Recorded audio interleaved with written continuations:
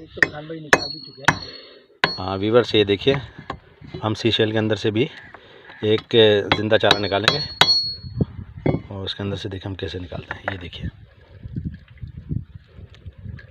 बहुत ज़बरदस्त। ये देखें, ये एक ज़िंदा कीड़ा है जिसे हम अपने चारे के तौर पे इस्तेमाल करते हैं।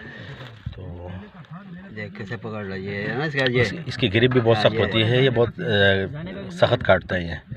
इसको बड़े एहतियात से हम कांटे पे पिरोते हैं। बल्कि मैं आपको दिखाता हूँ कांटे में कैसे पिरोना है। वो एक डोरी दे भाई, एक डोरी दे जो।